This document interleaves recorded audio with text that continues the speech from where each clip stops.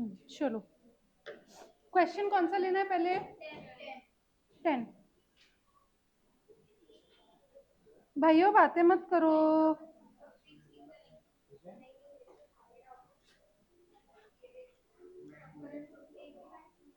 क्या हो गया? कर दो।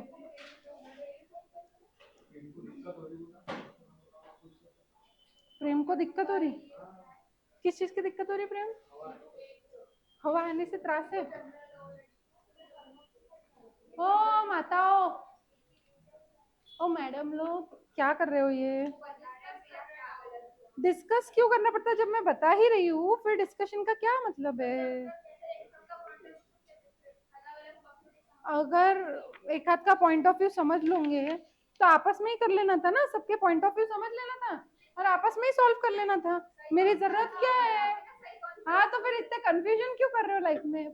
क्वेश्चन पढ़ना चालू करना चाहिए। मेरे लिए कौन पढ़ेगा? चलो पढ़ो। 10 बोर्ड पे। अरे विजिबल नहीं है? आप बोले भी नहीं।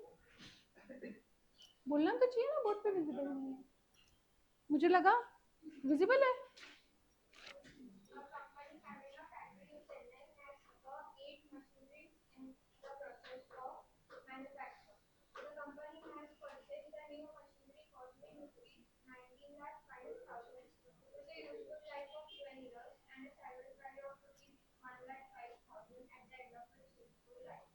यानी 1 साल का डेप्रिसिएशन कितना है मशीन का? 18 लाख डिवाइडेड बाय 12। क्लियर है क्या सबको? कोई डाउट है उसमें? आगे।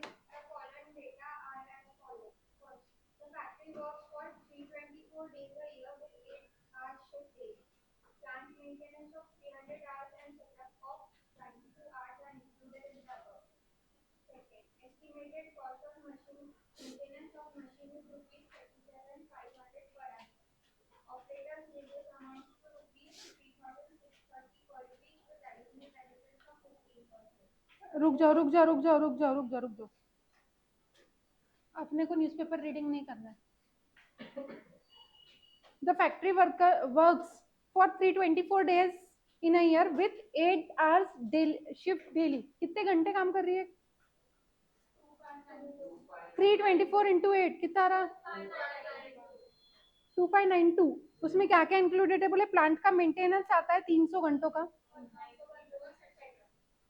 92 आवर्स का सेटअप।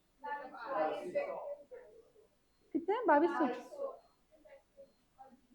ठीक है, ये पॉइंट यूज कर लिया। फिर estimated cost of machine, estimated cost of maintenance of machine is 37,500 per annum. Of कितनी मशीन का है देखो? एक मशीन आर रेट बोला, एक ही मशीन का करेंगे अपन। ठीक है, तो ये पॉइंट तो सीधा सीधा था। हाँ, अभी operators veg amounting to ₹3630 per week with additional benefits of 15%. 3630 on your calci plus 15%. इतना आपका हर हफ्ते का जाता है। हाँ, अभी 4 operators are required to operate the machinery. Into 4 operators करो, ये 1 वीक ऑफ 4 ऑपरेटर्स हुआ आपका। नंबर ऑफ वीक्स नहीं दिया है, नंबर ऑफ डेज दिया है क्या? नंबर ऑफ डेज भी नहीं दिया है। फैक्ट्री वर्क से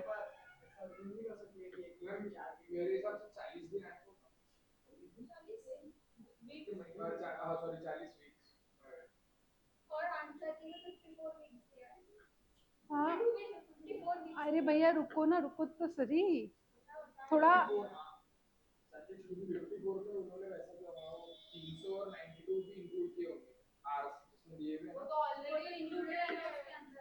अरे भैया रुकते हो क्या? थोड़ा पेशेंस है क्या? नॉर्मली अपन क्या करते हैं, ये जो है 1 वीक का है इंटू 52 करो, पूरे साल भर का आ गया। ये इतना लेते थे, इसको डिवाइडेड बाय आवर्स करते थे तो पर आवर आता था डिवाइडेड बाय साल भर के आवर्स करते थे ना, तो पर आवर ऑपरेटर का आता था ना वेज, यही अपन नॉर्मल सिनेरियो में करते हैं। अब इन्होंने क्या किया है वो एक बार साइड में रखो, अपने को वो दिमाग नहीं लगाना इन्होंने क्या किया है। अरे भैया रुको तो सही, अपन आगे बढ़ रहे हैं ना क्वेश्चन पे। अभी अपन क्वेश्चन सॉल्व कर लिए क्या?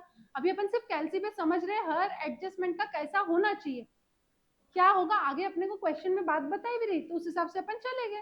ठीक है, चलो आगे का पॉइंट पढ़ते हैं। Electricity consumed during production is 16 units per hour at a cost of 4.5 per unit. No power is consumed during maintenance and setup. तो मेंटेनेंस और सेटअप को छोड़ के यानी 2200 घंटे, 2200 घंटे ना, 2200 घंटे 16 यूनिट बर्न हुआ। कितना?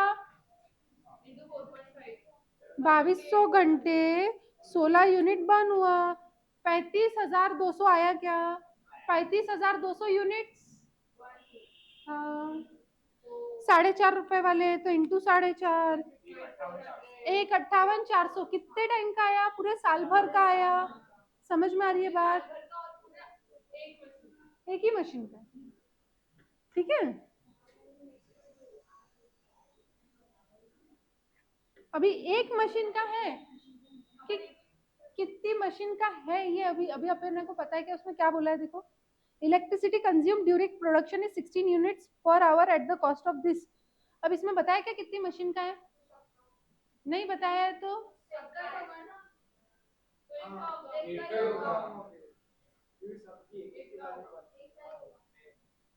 रेट कितना बैठेगा? अच्छा चलो मेरे को ये सब छोड़ो, रेट कितना बैठेगा बताओ, rate per hour.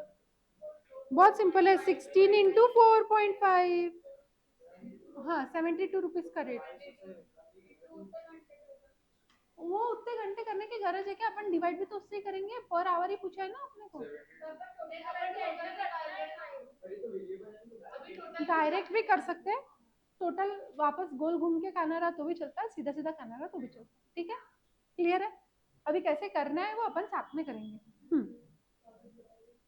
General overheads allocated amounting to 75,000 up to previous year is expected to increase by 10% during current year. अभी जनरल ओवरहेड एक एक मशीन को लगते हैं क्या? वो पूरे मशीनों के रहते हैं। तो यहाँ पे इम्प्लाइड है कि 8 मशीन का है। ये सेम एडजस्टमेंट अपन ने करे भी है, और रादर इसमें कि लगभग तो सारी एडजस्टमेंट अपन ने करे भी है। ऐसे बाकी क्वेश्चंस में आया है same adjustments. Special performance chemical at rupees 600 for every 6 days of operation.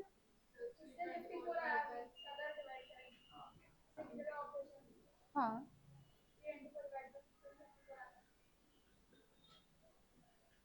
तो एग्जैक्टली क्या बोला है?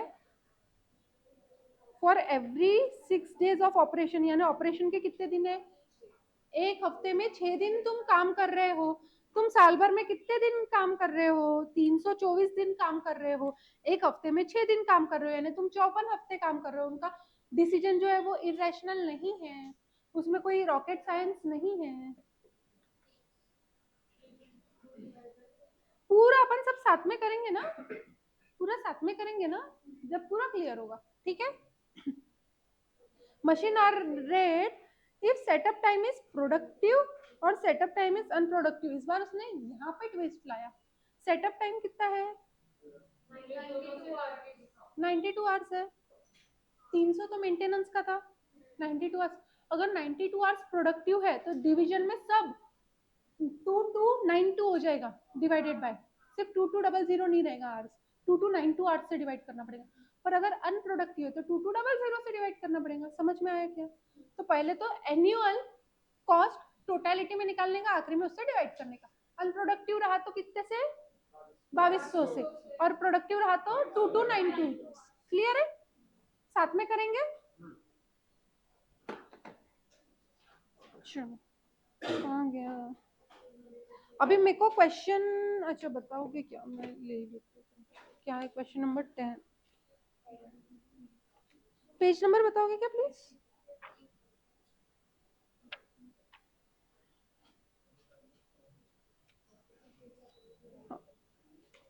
चलो मेरे को लगेगा अभी।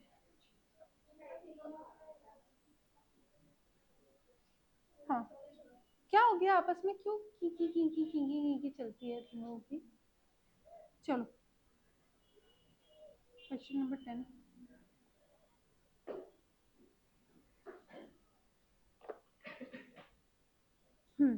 पहले तो आर्स निकाल लो, सबसे पहली चीज लाइफ में आर्स निकालने का।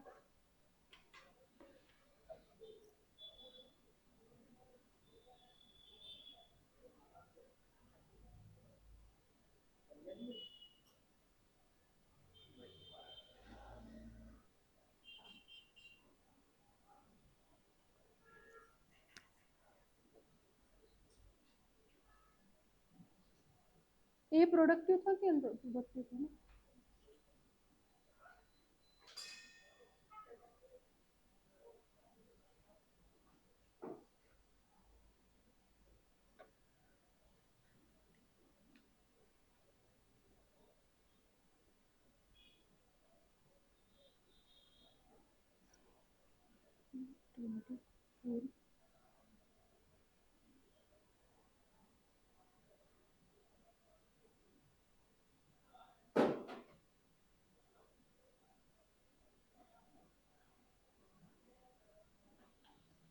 कितने आए थे अपने?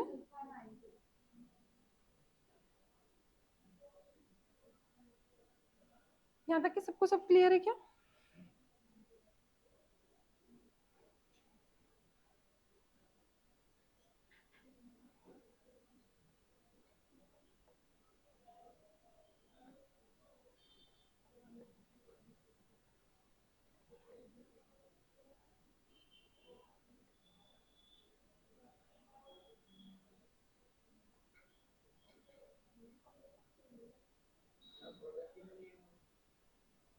हाँ, उल्टा।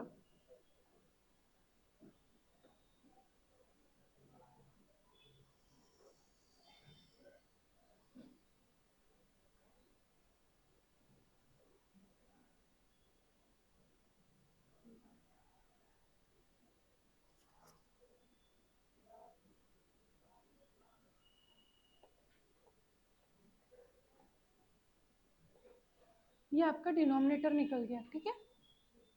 यहाँ तक कि किसी को कोई डाउट है क्या? क्लियर है? इफेक्टिव मशीन आवर्स आ गए आपके। अभी साथ साथ में लिखा है गया है ना? हो गया सबका? ऊपर करो। चलो अभी प्रोडक्टिव, अनप्रोडक्टिव।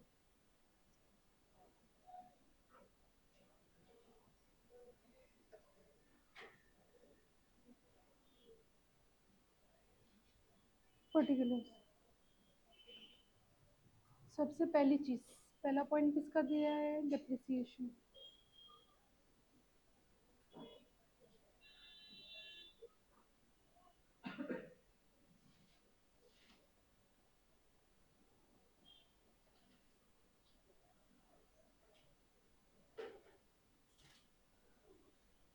कितना? 1.5 लाख?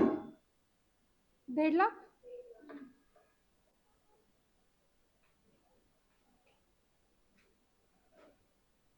दोनों में, दोनों में। अब अपन ने इफेक्टिव आवर्स निकाल लिया है, यानी अब आपको टोटल टोटल निकालना चाहिए, ताकि आपको सारे को टोटल को डिवाइड कर लो इफेक्टिव आवर्स से, तो इजीली आंसर आ जाएगा। या तो हर बार आप इफेक्टिव से डिवाइड करो, हर बार इफेक्टिव से डिवाइड करने से अच्छा है बार बार कैलसी पे करना, टोटल से कर लेना। या तो फिर आप जैसा बोल रहे थे फिक्स फिक्स को टोटल लो और वेरिएबल वेरिएबल को डायरेक्ट वेरिएबल वेरिएबल लो, तो दोनों भी, तीनों भी तरीके करेक्ट है। 3 तरीके कौन से? या तो सब टोटल लो पहले और फिर डिवाइड करो इफेक्टिव आवर्स से लास्ट में, ठीक है? दैट इज फर्स्ट तरीका, जैसा इशिका बोल रही थी। सेकंड तरीका मैं क्या बोल रही हूँ, हर एक को पहले टोटल को हाथों हाथ ही डिवाइड बाय इफेक्टिव आवर्स कर लो, तो आपका हर एक वेरिएबल आ जाएगा और उसका टोटल एंड में ले लो। थर्ड क्या बोल रही हूँ, सिर्फ फिक्स जितने हैं जो इरिस्पेक्टिव ऑफ आवर्स लग रहे हैं उसको टोटल लिखो, फिर वो उसकी टोटल लो फिक्स की और डिवाइडेड बाय इफेक्टिव आवर्स करो और वेरिएबल को डायरेक्टली पर आवर लिखो, जैसा नमित बोल रहे हैं। क्लियर है? 3 ऑप्शन है आपके पास, तीनों में से कैसा भी करोगे इज ओके। हाँ, कुछ भी करो, इन तीनों में से जो भी पॉसिबल थिंग आप कर रहे हो आपको वर्किंग दिखाना है। अरे पर वर्किंग, ये टोटल अमाउंट की तो बताना ही पड़ेगा ना, हर जगह पे वर्किंग क्यों दिखाना है? टोटल अमाउंट की वर्किंग तो दिखाना ही पड़ेगा एटलीस्ट। तो वो वर्किंग में ही तुम डायरेक्ट डिवाइडेड बाय आवर्स कर लो। अब इसमें मैं अगर डायरेक्टली डिवाइडेड बाय आवर्स कर ली तो मेरा पर आ गया, दोनों में पर आवर। समझ में आई क्या बात? हाँ। अभी नेक्स्ट कौन सा है? डेप्रिसिएशन हो गया, फिर नहीं फैक्ट्री वर्कर्स इंक्लूडेड, ये सब है। फिर estimated cost of maintenance. Maintenance कैसे आएगा? 37,500।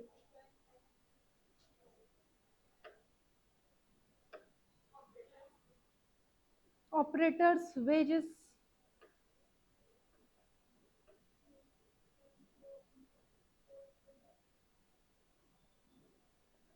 ऑपरेटर्स वेज की वर्किंग क्या बनेगी बताओ?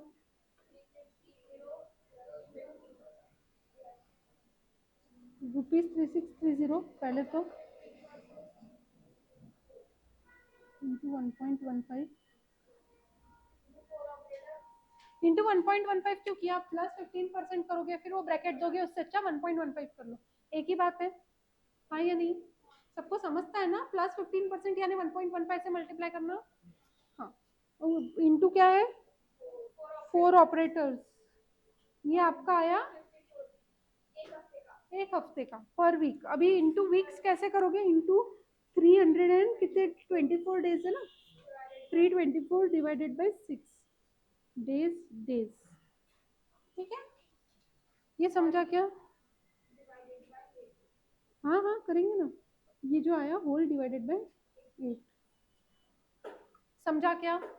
क्या किया?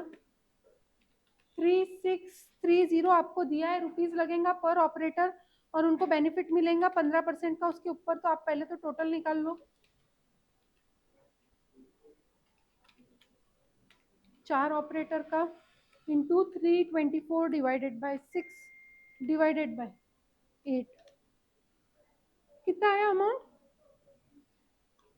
डेसिमल में आ रहा है क्या? 1,12,711.5 ये आ रहा है आप लोगों का भी?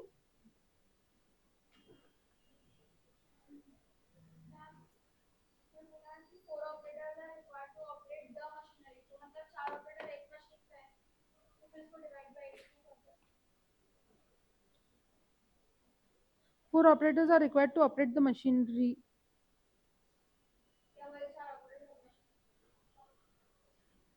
मशीनरी के ऑपरेटर अलग अलग नहीं है। वो क्वेश्चन, इसके पहले एक क्वेश्चन था जिसमें दिया था कि आपको एक मशीन में 2 ऑपरेटर लगता है, एक क्वेश्चन में वो दिया था, और 2 मशीन में एक ऑपरेटर लगता है, एक क्वेश्चन में वो दिया था। 2 क्वेश्चन करे अपन ने ऐसे।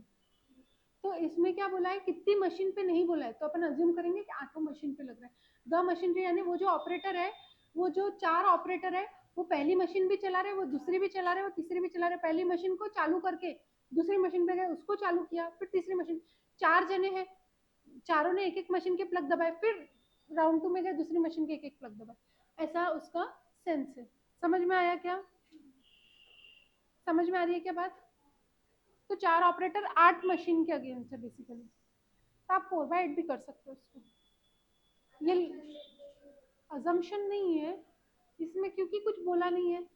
जैसे अपने को ओवरहेड्स में कुछ बोला नहीं है लास्ट पॉइंट में कि कितने मशीन का है, बट ओवरहेड जो है वो ओवरऑल ही लगता है, पर मशीन लगता है क्या? नहीं। एक ऑपरेटर है, ऑपरेटर मशीन ऑपरेटर क्या करता है? वो मशीन को ऑपरेट करता है। अब मशीनरी पे पूरा टाइम, प्रोडक्शन मशीन पे पूरा टाइम एक जना लगेगा क्या? वो मशीन चालू करने के बाद मशीन तो खुद से काम करेंगे ना, कि उसको हर बार 2-2 सेकंड में उसको देखना जरूरी है? नहीं है। तो वो दूसरी मशीन पे भी साइमल्टेनियसली काम कर सकता है। समझ में आ रहा है? तो रैशनल अजम्पशन ऐसे टाइम पे क्या रहता है? अगर आपको ऑपरेटर, सुपरवाइजर ऐसे वर्ड है, तो वो for more than one machine एक इंसान हो सकता है। तो ये रैशनल अजम्पशन होता है कि जितने नंबर ऑफ ऑपरेटर्स बोले हैं that is for all the machines. और क्वेश्चन मुझे नहीं लगता कि थोड़ा सा भी आपको ऐसा कंफ्यूजिंग देगा। वो एक्सप्लिसिटली मेंशन करके देगा, जैसे वो क्वेश्चन में मेंशन था कि 4 operators are required for 8 machines, उसमें क्लियरली बोला था वैसे।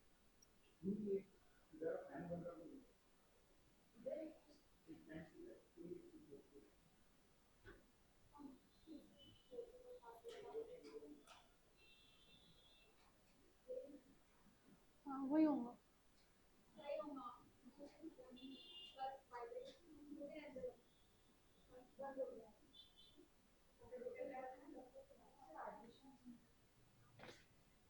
समझा क्या ऑपरेटर वेज का पॉइंट में कोई डाउट है, दिक्कत है? नहीं, चलो आगे चलते हैं। फिर क्या है? इलेक्ट्रिसिटी।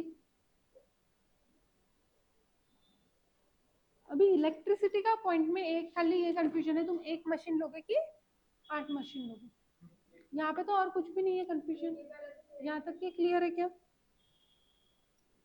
क्लियर है क्या यहाँ तक? अभी इलेक्ट्रिसिटी जो है वो आपको हर मशीन की अलग अलग लगती है आइडियली, तो रैशनल अजम्पशन क्या होना चाहिए?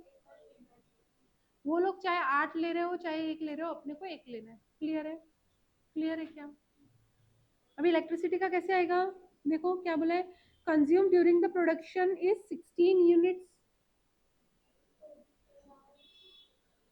per hour at the cost of 4.5 per unit. इसमें लिखा है no power is consumed during maintenance and setup, दोनों के लिए नहीं यूज हो रहा है, तो आपका 2200, चाहे फिर वो प्रोडक्टिव के लिए रहो चाहे अनप्रोडक्टिव के लिए। ये चीज समझ में आ रही क्या? यहाँ पे 2200 से ही मल्टीप्लाई करेंगे फॉर बोथ, क्योंकि उन्होंने स्टेटमेंट लिख दिया नो पावर इज यूज या रिक्वायर्ड फॉर सेटअप भी नहीं और मेंटेनेंस भी नहीं, तो सेटअप के लिए अपने को पावर की नीड पड़ रही क्या? नहीं, यानी इलेक्ट्रिसिटी नहीं लगी वो 92 आवर्स पे, भले तुम उसको प्रोडक्टिव आवर्स काउंट कर रहे होंगे लेकिन उसके लिए इलेक्ट्रिसिटी नहीं लगी। ये बात समझी क्या आपको सबको दिमाग में क्लिक हो रही क्या? क्योंकि ये पॉइंट जो है यहाँ पे गड़बड़ होने के चांसेस है। प्रोडक्टिव में सब लोग 2292 ले लोगे बाय मिस्टेक, वो गड़बड़ नहीं करना। समझ में आई क्या बात? अब ये जो आया डिवाइडेड बाय 2292 करेंगे फॉर प्रोडक्टिव, समझ में आ रहा है क्या? फॉर नॉन प्रोडक्टिव 2200 करेंगे। क्लियर है? कितना अमाउंट आ रहा है? 158,400।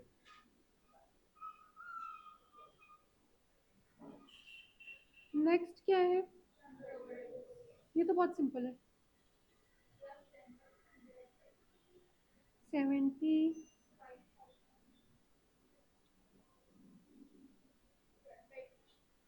बताओ कितना?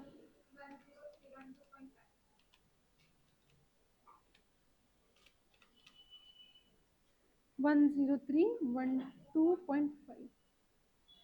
अच्छा, 10,312.5। अभी last point, performance chemical at rupees 600 for every 6 days of operation।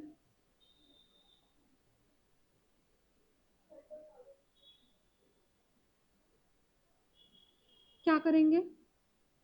600 into 324, सीधा सीधा। अच्छा, 6 दिन में लग रहा है ना, डिवाइडेड बाय 6, हाँ पर वीक हो गया है उसका। 32,400, 32,400।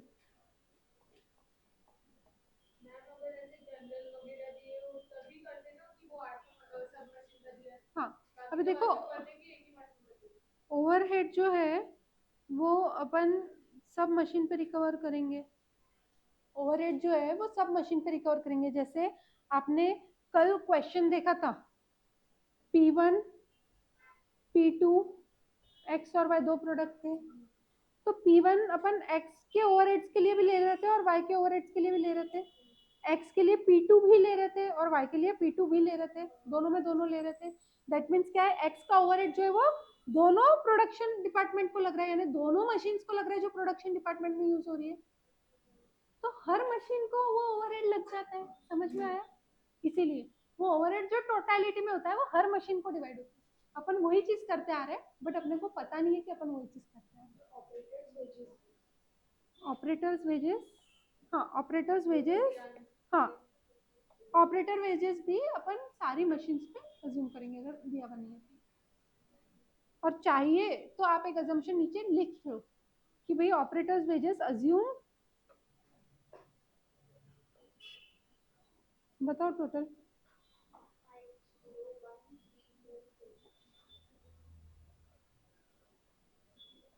कितनी?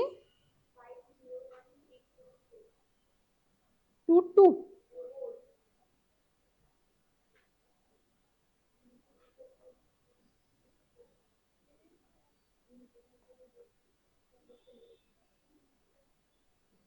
कितने कितने थे मशीन आवर्स? 22 92 और 22,000। तो कितना? 218.73 करेक्ट है।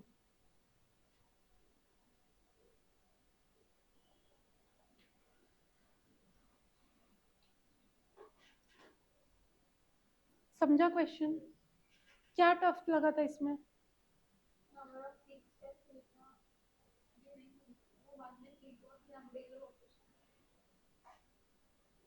समझा क्या? वो मन से 54 नहीं ले रहे, 54 वीक्स कहीं से आए नहीं है। अपन ने एक क्वेश्चन ऐसा भी किया था ना 13 पीरियड का, साल में 13 पीरियड का। हाँ हाँ, तो वहां पे भी तुम लोगों को पहले वही डाउट था 12 ही महीने रहते, पर वो 13 पीरियड बता रहे। पर जब भी अपन ने देखा था कि वहां पे कैसे था, डेज के बेसिस पे ही बन रहे थे, वहां पे भी 13 मंथ्स बन रहे थे, यानी 13 पीरियड बन रहे थे 4 वीक्स के। तो क्वेश्चन को इंटरप्रेट करना सीखो। हर बार डायरेक्टली पूरा के नहीं मिलेंगे चीजें थाली में। ये कैटेगरी ऑफ क्वेश्चन है ना मशीन आर रेट वाले, इस टाइप के ही क्वेश्चन आपका एक चैप्टर है सर्विस कॉस्टिंग, उसमें इसी टाइप के क्वेश्चन रहते हैं। इसमें मशीन आवर्स का निकालते हैं, वहां पे वो पूरे बिजनेस का निकालते हैं। अगर आपका ट्रांसपोर्टेशन का बिजनेस है तो क्या ट्रांसपोर्टेशन की मशीन क्या रहती है? ट्रक्स, ट्रक्स बसेस, जो भी यानी ट्रांसपोर्ट, जिसमें ट्रांसपोर्ट होता है, वो गुड कैरियर जो भी मशीन रहेंगी, जो भी व्हीकल रहेगी, उसके फिक्स कॉस्ट और वेरिएबल कॉस्ट वैसा सब लेके उसका भी सेम तरीके से करना पड़ता है। फॉर्मेट पूरा सेम है, हाँ या नहीं? इसके तुरंत बाद वो चैप्टर पढ़ा दो तो आपको चैप्टर भी इजी लगेगा, पर नहीं पढ़ा सकती। फिफ्थ चैप्टर इससे बहुत ज्यादा लिंक्ड है, मेरे को ये फिफ्थ चैप्टर पढ़ाना है इसके बाद, ठीक है? और मेरी इच्छा है कि आपका फिफ्थ हो जाए, फिर दोनों क्लास मर्ज हो जाए। इच्छा है, अब पता नहीं कितनी होती है पूरी। आपका बचा ही क्या है बताओ? आपके एएस हो गए, ऑलमोस्ट हो ही गए। आपका ऑडिट भी ऑलमोस्ट हो गया, तो मर्ज होने वाला है क्योंकि 2-3 चैप्टर ही बचे आएंगे। हाँ, तो तुम वैसे भी उनसे एडवांटेजेस पोजीशन में हो उनको, क्योंकि तुमने जो इंडिपेंडेंटली पढ़ लिया है वो उनको पढ़ना है बाद में, उनके सारे नहीं हुए। समझ में आ रहा है क्या? तो जब अगर कॉस्टिंग में मर्ज होंगी तो कैसा होगा, तुम्हारे 1-2 चैप्टर हुए हुए रहेंगे एक्स्ट्रा उनसे। समझ में आ रहा? 2 मर्ज होके चल रही है क्लास, बट तुम लोग उनसे आगे ही हो। समझ में आ रही क्या? वो चीज का ये मन में मत लो कि हम भी साथ में आगे, साथ में नहीं आगे, तुम आगे हो रेस में भैया, ठीक है? ओके, चलो नेक्स्ट क्वेश्चन कौन सा करना है? 1 ही लेना है क्या डायरेक्ट? 5 ले लो यार, 1 मेरे को नंबर सुन के ही जानता है। 7 ले लूं? 7 में क्या है दिक्कत?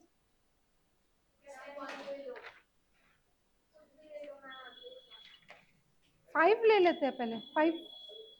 5 में क्या डाउट है? 5 ओरली खत्म करेंगे अपन। आया ही नहीं 5 में।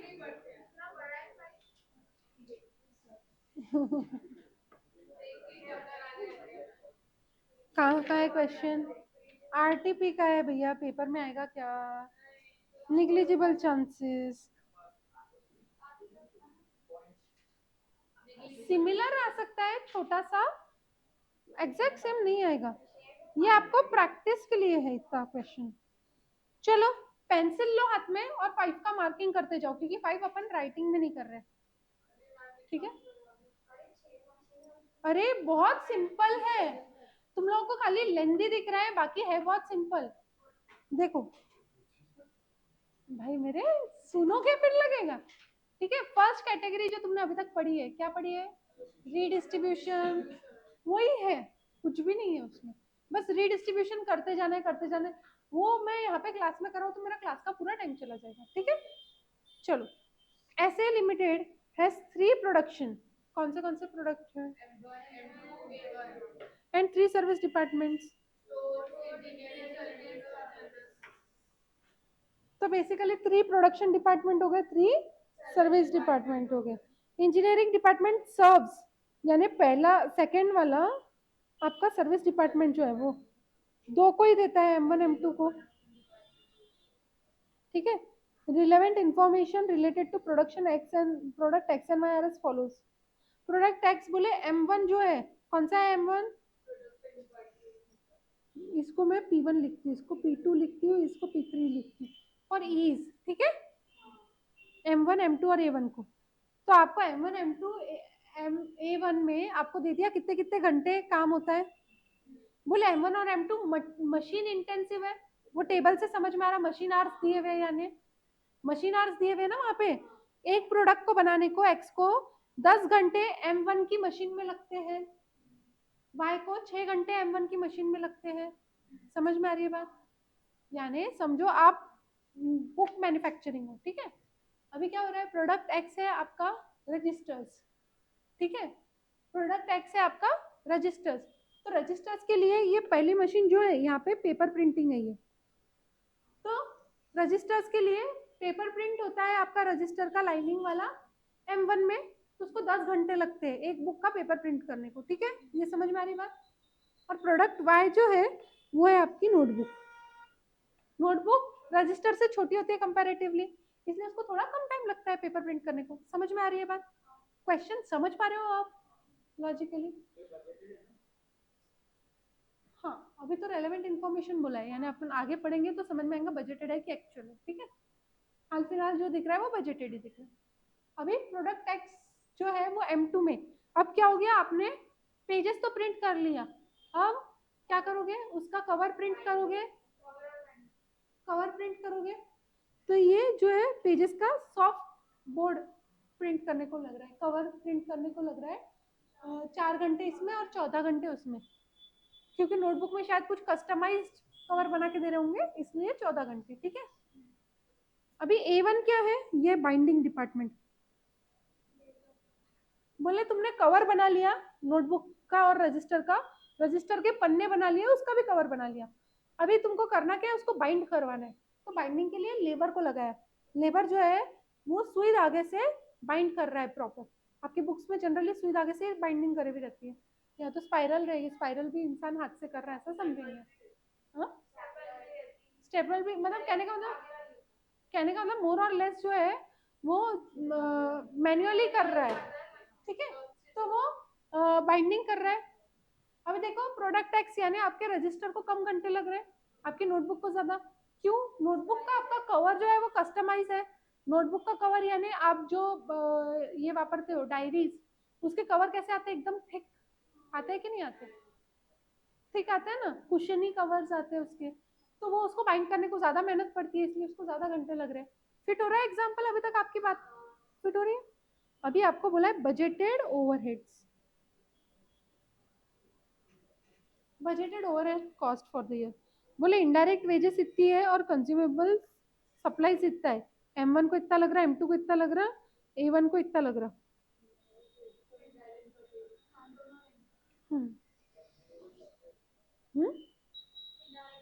कंज्यूमेबल एंड कंज्यूमेबल सप्लाईज मतलब M1 के लिए इंक, इंक लग रही ना, आप नोटबुक के और रजिस्टर के पेजेस में लाइनिंग ड्रॉ हो रही होंगी ना फर्स्ट वाली मशीन में, तो उसको इंक लग रही, तो वो आपका कंज्यूमेबल हो गया, इंक इज कंज्यूमेबल। वो इनडायरेक्ट रहेगा, उसमें मशीन में कुछ पड़ा भी हो सकता है। अभी M2 में क्या हो रहा था, कवर बन रहा था, तो कवर के लिए भी इंक लग रही है, कलरफुल लग रही है, वो समझो उसका कंज्यूमेबल हो गया। A1 के लिए कंज्यूमेबल क्या हो गया, धागे, स्टेपलर, हाँ उसको बाइंडिंग बाइंडिंग सोल्यूशन जो भी आता है वो सब, ठीक है, या स्पाइरल, अगर स्पाइरल बाइंडिंग करिए तो। स्टोर्स, इंजीनियरिंग और जनरल, ये तो तीन आपके S1 S2 S3 है। तो ये क्या हो गया, ये आपको बजटेड प्राइमरी एलोकेशन हो गया, प्राइमरी एलोकेशन का टेबल हो गया ये बजटेड का एलोकेशन, हाँ प्राइमरी एलोकेशन। अब अपने को ये जो है इसको रीअपोर्शन करना पड़ेगा, हाँ जिसमें से आपको बोला है कौन सा वाला, जनरल बोला है ना, कि कौन सा बोला है, इंजीनियरिंग। ये जो है ये सिर्फ फर्स्ट और सेकंड को ही जाएगा, ठीक है। अब क्या प्रोपोर्शन में जाएगा वो सब नीचे बोला रहेगा। अभी अपने को उसके अलावा भी बता दिया, डेप्रिसिएशन ऑन मशीनरी बोले इतना लगता है, इंश्योरेंस ऑफ मशीनरी इतना लगता है, इंश्योरेंस ऑफ बिल्डिंग इतना लगता है, पावर इतना लगता है, लाइट इतना लगता है, रेंट इतना लगता है। ये सब क्यों दिया है? इनको अपने को डिस्ट्रीब्यूट करना पड़ेगा, इन सबको बांटा हुआ नहीं है, इनको पहले अपने को अलोकेट करना पड़ेगा। ठीक है, ये एक्चुअली फुल फ्लेज क्वेश्चन इसलिए आपको बड़ा लग रहा है, कुछ भी नहीं है, बाटा बाटी है। अभी इसमें देखो चीजें बताई हुई है।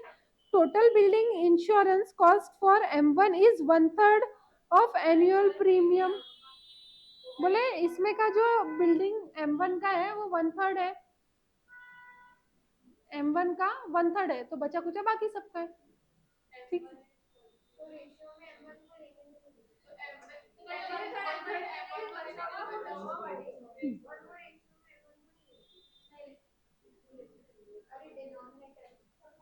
न्यूमरेटर में भी नहीं, डिनोमिनेटर में भी नहीं, उसको तो पहले एलोकेट कर ही देना।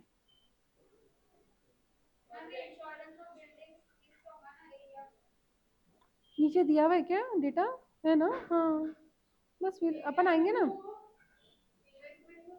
Depreciation on machinery, book value of machine पे, इंश्योरेंस ऑफ मशीनरी, मशीनरी की इंश्योरेंस भी बुक वैल्यू ऑफ मशीन पे जाएंगी। किस पे जाएंगी फिर? इंश्योरेंस मशीन का, जितनी महंगी मशीन उसका इंश्योरेंस प्रीमियम बढ़ा रहेगा ना। हाँ, इंश्योरेंस ऑफ बिल्डिंग, बिल्डिंग का वैल्यू ऑफ बिल्डिंग नहीं दी है तो फिर सिर्फ एरिया पे लो। अभी इसीलिए आपको इंश्योरेंस ऑफ बिल्डिंग बोल दिया, M1 जो है वो बिल्डिंग महंगी है, इसलिए उसको 1/3 बांट दो। आया नहीं, दो उसकी जगह कम है, 5000 ही है स्क्वायर फीट। हाँ हाँ, फिर है पावर, लाइट और रेंट। रेंट तो आपको सीधा सीधा दिख रहा है, एरिया पे जाएगा। हाँ, अभी power, effective HP hours percent, वो direct effective HP hours percent दे दिया, एचपी आवर्स कॉम्बिनेशन दे दिया, परसेंट यानी वो प्रोपोर्शन दे दिया ना उसने, देखो 100 रहेंगे इसकी टोटल। ठीक है, तो ये जो इफेक्टिव एचपी आवर्स परसेंट है वो पावर के लिए काम आ जाएगा। क्यों? क्योंकि पावर में आप क्या करते थे, एचपी इंटू मशीन आवर्स, उन्होंने ये और इसका परसेंट भी निकाल के दे दिया आपको, तो डिनोमिनेटर भी आपको करने का काम नहीं है, सीधा सीधा उसने परसेंट करके दे दिया। ठीक है क्या? तो उन्होंने आपके लिए इजी कर दिया। अब जो लाइट है,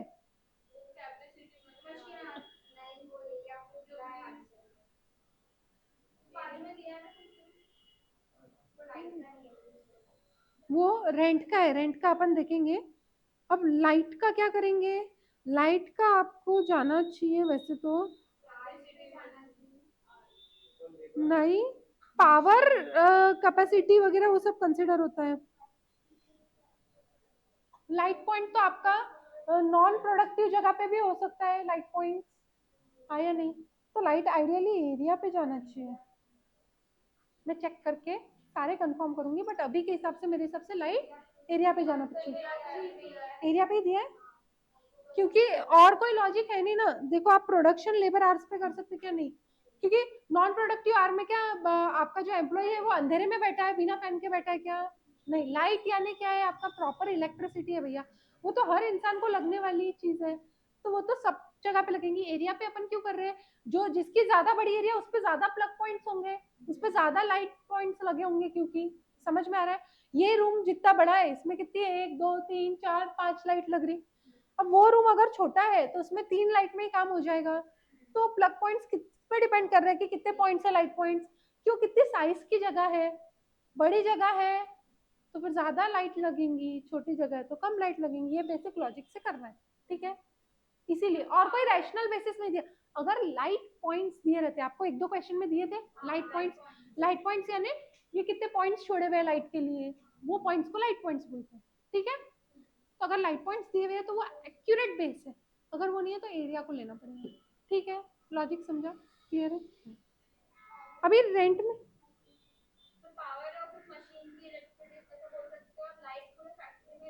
हाँ हाँ हाँ,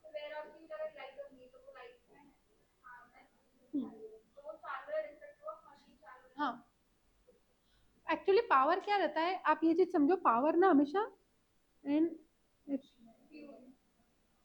पावर एंड हमेशा फ्यूल होता है साथ में। पावर इलेक्ट्रिसिटी वाली चीज के लिए नहीं होता है। आपको पता है मशीन्स जो होती है ना वो किस पे चलती है? बैटरी होती है और जनरली केरोसिन हो गया, पेट्रोल हो गया, इन सब पे चलती है, डीजल पे चलती है, बेसिकली फ्यूल पे चलती है। और वो पावर क्यों कंसिडर होता है? जितनी उसकी बड़े इंजन की मशीन रहेंगी, पावर यानी क्या, जो इंजन है वो बड़ी कैपेसिटी खींच रहा है, तो अगर बड़ी कैपेसिटी खींच रहा है ना, उसको ज्यादा ताकत लग रही है, एनर्जी लग रही है मशीन को चालू होने को, तो ज्यादा एनर्जी कैसे लगेंगी? तो ज्यादा लुब्रिकेंट जो भी रहेगा, लुब्रिकेंट यानी आपका जो फ्यूल रहेगा, चाहे वो डीजल हो, पेट्रोल हो, केरोसिन हो या इलेक्ट्रिसिटी फॉर दैट मैटर, तो जो भी आपका बेसिस यूज हो रहा है तो वो ज्यादा कंज्यूम होगा, जितना उसका पावर ज्यादा। तो पावर कैसे देखते हैं अपन? हॉर्स पावर से। इसीलिए अपन अभी तक क्या कर रहे थे, हॉर्स पावर एक चीज ले रहे थे, उसकी कैपेसिटी कितनी है। आप में से अगर कोई बाइक चलाता है तो पता रहेगा कितने सीसी इंजन की बाइक है, ऐसा देखते हैं अपन जनरली। जो बड़ी सीसी इंजन की बाइक होती है उसको ज्यादा पेट्रोल लगता है एज कम्पेयर टू छोटे सीसी इंजन की बाइक। और बड़े सीसी इंजन की बाइक जो होती है वो ज्यादा धुआं भी एमिट करती है, राइट। उसका रीजन ये होता है कि वो कंज्यूम भी ज्यादा कर रही है। वो कंज्यूम क्यों ज्यादा कर रही है? क्योंकि उसके मशीनरी को चलने को ज्यादा ताकत लगती है। एक एग्जाम्पल, अगर कोई सुमो पहलवान है, सुमो पहलवान कोई पर्सन है, उसको ज्यादा स्पेस लगेंगे बैठने को एज कम्पेयर टू एक पतला सा कांडी जैसा इंसान। हाँ या नहीं? क्यों? उसको पावर बहुत लग रही है, उसको फूड भी ज्यादा लगेगा एज कम्पेयर टू एक थिन पर्सन। हाँ या नहीं? क्यों? क्योंकि उसको ताकत ज्यादा लगती है उसके बॉडी को फंक्शनिंग को। समझ में आ रहा है? वो चलेगा तो फुटस्टेप का आवाज जोर से आएगा। क्यों? क्योंकि उसको पावर ज्यादा लग रही है। तो ऐसे लिंक करके देखो चीजों को, समझ में आएगा आपको। समझ में आ रही है क्या बात? अभी ये क्वेश्चन में क्या क्या बोला है देखो, overhead analysis sheet showing base of apportionment of overhead to department. अब इसका मतलब क्या हुआ? Primary allocation. ये आपको बोल रहा है प्राइमरी एलोकेशन। क्यों प्राइमरी एलोकेशन की बात हो रही है? ये तो दिया हुआ है आपको, ये ऊपर का टेबल तो दिया हुआ है ना आपको, पर ये जो नीचे के खर्चे हैं उसको प्राइमरी एलोकेशन करने बाकी है। तो ये ऊपर वाले तो सीधे सीधे लिख देना एज इट इज, और नीचे वालों को एलोकेट करना है, वही आपका प्राइमरी एलोकेशन है और कुछ भी नहीं है। तो वही आपको पहले पार्ट में बनाना है। कौन सी? हाँ ये पढ़ने की रहेगी ना। हाँ हाँ। The general service department is located in building owned by company. It is valued at rupees 1,20,000 and is charged into cost at notional value of 8% per annum. This cost is additional to rent shown above. क्या करोगे इसका बताओ? क्या बोला है उसने पहले, तो मेरे को वो एक्सप्लेन। तीन सर्विस डिपार्टमेंट है, कौन से? स्टोर्स, इंजीनियरिंग और जनरल सर्विस। तीन बोले ना। अब उसमें से बोले तीसरा वाला जो है जनरल सर्विस का, वो कंपनी की खुद की खरीदे हुए बिल्डिंग में है वो डिपार्टमेंट। उसका रेंट लग रहा है क्या एक्चुअली आपको? बोले ओवर एंड अबाउ ये 253, उसमें ना 8% ऑफ 120 कितना होता है? 8% ऑफ 120 तो बोले 9,600 का रेंट और लग रहा है एक्स्ट्रा। नोशनल है। नोशनल रेंट का क्या करेंगे अपन आइडिया नहीं। अपन नोशनल रेंट को कंसीडर करेंगे कि नहीं करेंगे, मेरे को पहले वो बताओ।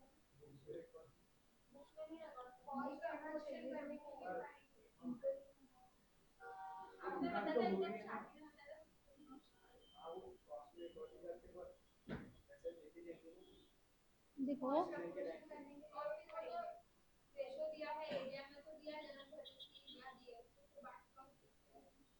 तो उसने क्या बोला है देखो, this cost is additional to the cost to the rent shown above. तो ऊपर का रेंट तो आपको प्रॉपर बांटना है।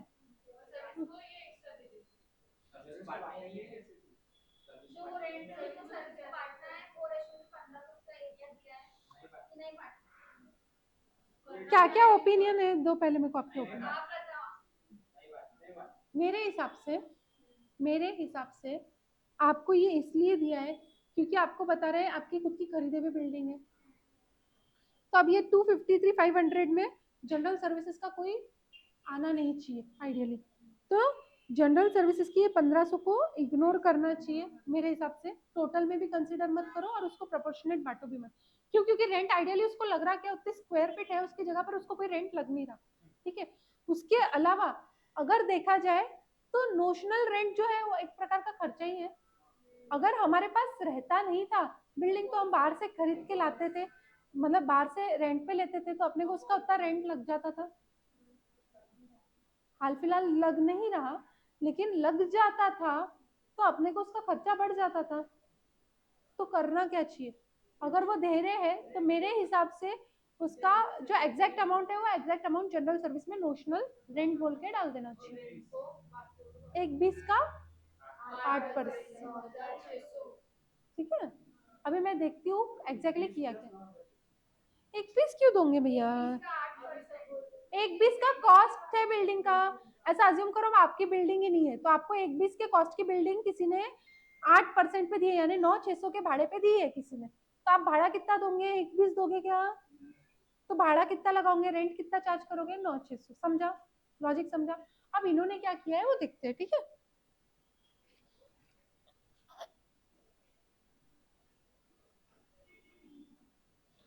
अभी क्वेश्चन पार्ट 1 पढ़ लिया, अब पार्ट 1 का सोल्यूशन ओपन कर रही हूँ, ठीक है। 5th क्वेश्चन था ना ये।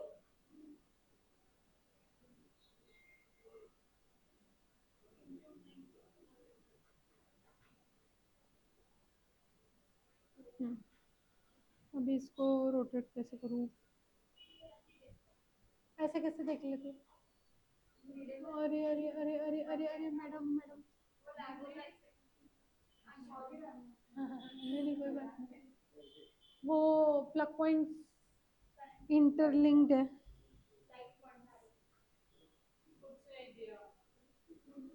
अभी ऐसा ऐसा आड़ी मुंडी करके देखना पड़ेगा।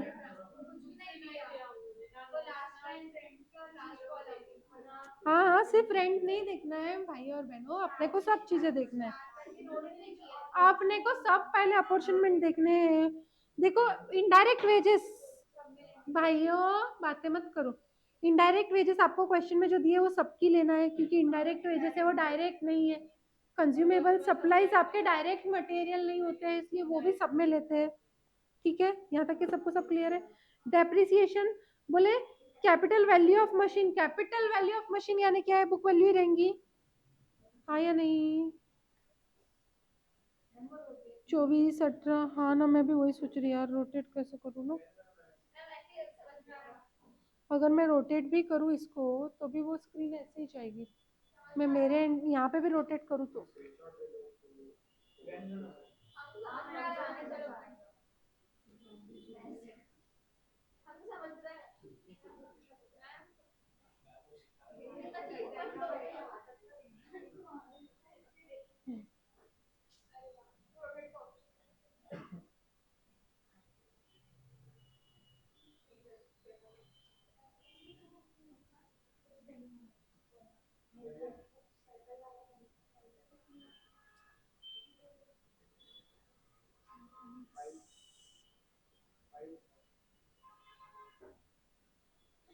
क्या है? स्क्रीनशॉट का ऑप्शन दिख रहा क्या?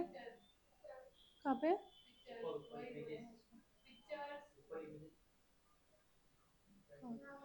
स्क्रीनशॉट कौन सा स्क्रीनशॉट? अपना दिख ही नहीं रहा इसमें, ये रहा, ये रहा, हाँ ये, हाँ चलो पॉसिबल हुआ।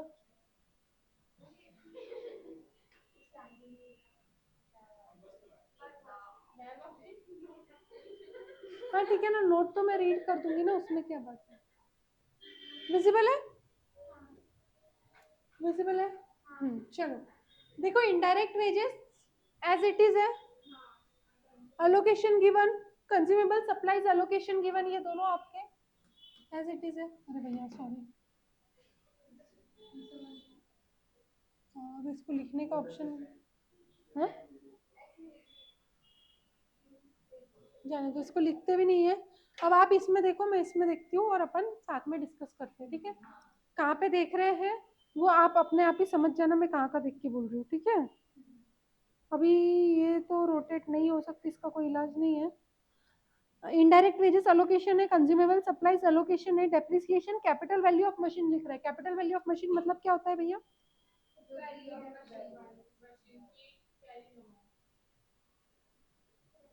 देखो 24 lakh divided by 12 lakh two, हाँ 1/20, उसने 1/20 से डिवाइड किए सब वैल्यूज को, तो 18 यानी क्या हो गया 15, है ना 1/20। हाँ तो उन्होंने जो लिखा है 20:15:15:5:2:6:2 यानी 1,20,000 से डिवाइड करके प्रपोर्शन निकाला है, ठीक है क्या? अपन डायरेक्टली भी लिख सकते हैं 24:18:6:2.4:7.2:2.4 ऐसे भी लिख सकते हो, चलेगा। क्लियर है क्या? तो सेम अपन ने जो बोला वही उन्होंने बेसिस लिया है बुक वैल्यू। क्लियर है? Insurance of machine, again value of book value of machine, ये मैंने आपको बताया मशीन का इंश्योरेंस डिपेंड करेगा आपकी कौन सी मशीन महंगी है उसका प्रीमियम ज्यादा लगेगा, तो इंश्योरेंस ऑफ मशीन भी बुक वैल्यू पे जाएगा। सेम उन्होंने भी वही किया। इंश्योरेंस ऑफ बिल्डिंग देखो क्या किया है, 1/3 to M1 balance in the basis of, मैंने भी आपको यही बोला है। क्या बोला है? पहले तो आपका इंश्योरेंस कितना है बिल्डिंग का 64,800, इसका 1/3 कितना होता है? करो बॉयज, 64,800 बाई 3 21,600 किसको जाएगा? तो बचा कितना? 43,200। 43,200 को M1 को छोड़ के बाकी सबको बांटना है, किस प्रोपोर्शन में? समझा क्या? समझ में आ रही है क्या बात? फिर पावर, हॉर्स पावर परसेंटेज, वही बोला मैंने आपको। लाइट वापस एरिया में, वही मैंने आपको समझा लाइट का एरिया में क्यों। रेंट एरिया के बेसिस पे, लेकिन जनरल सर्विसेज को नहीं दिया है। क्यों नहीं दिया है? क्योंकि उसकी बिल्डिंग अपन खुद ओन करते हैं, उसका रेंट दे रहे हैं नहीं।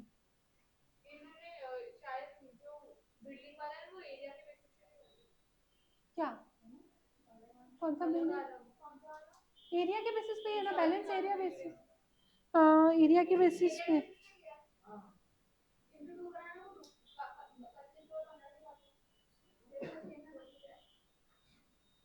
आप आपका एक प्रपोर्शन करके आंसर निकालो ना, मैच हो जाएगा।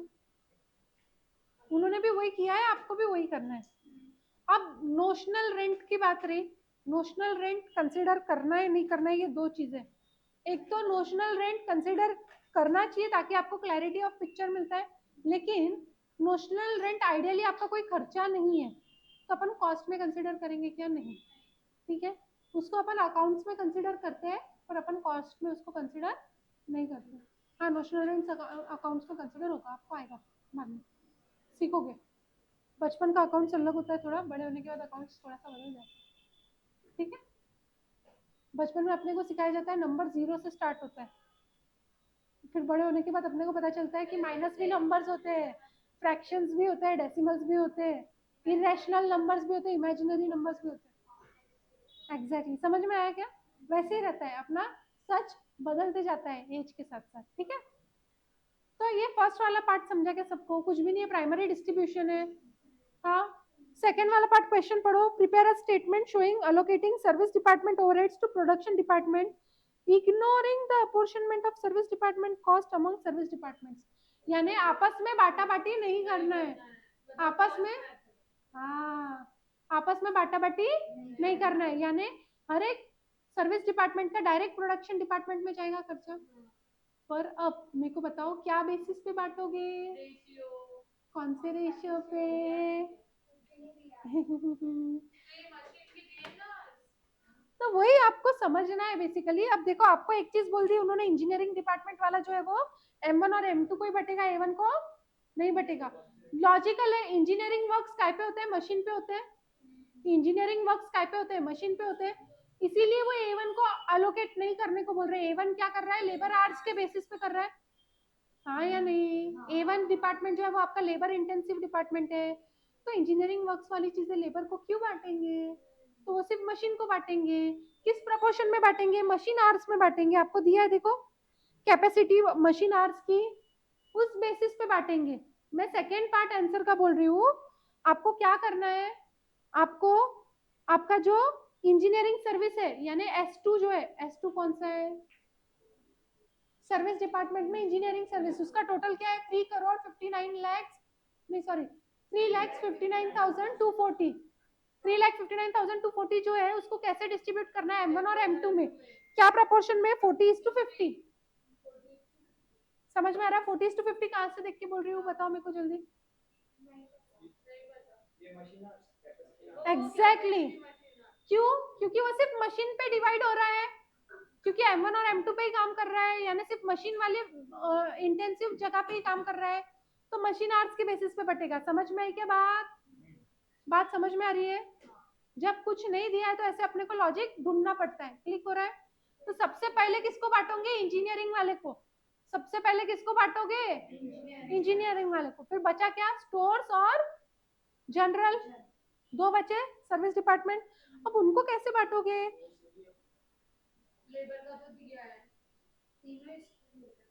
स्टोर्स और जनरल दो को कैसे बांटोगे, जल्दी बताओ मेरे को, क्या दिया है,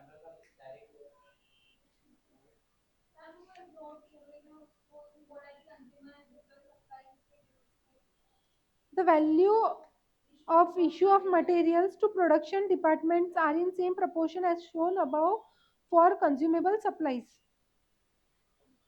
Value of issue of materials to production department are in same proportion as shown consumable supplies.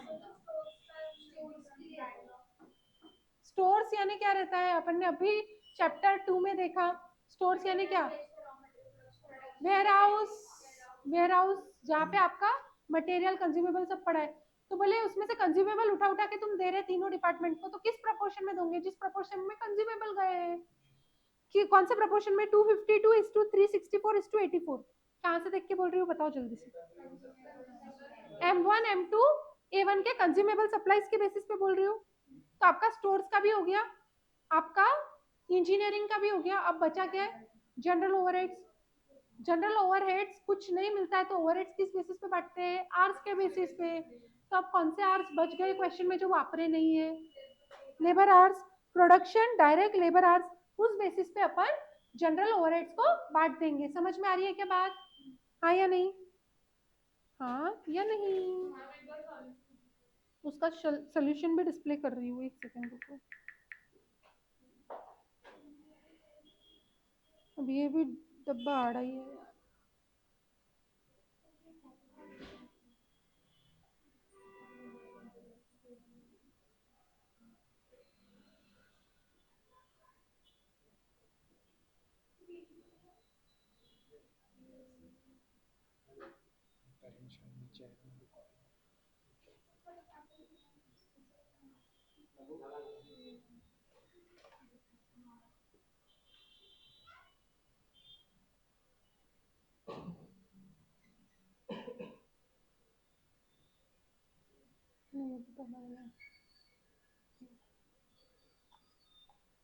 इसको रोटेट करने का ऑप्शन कहाँ है,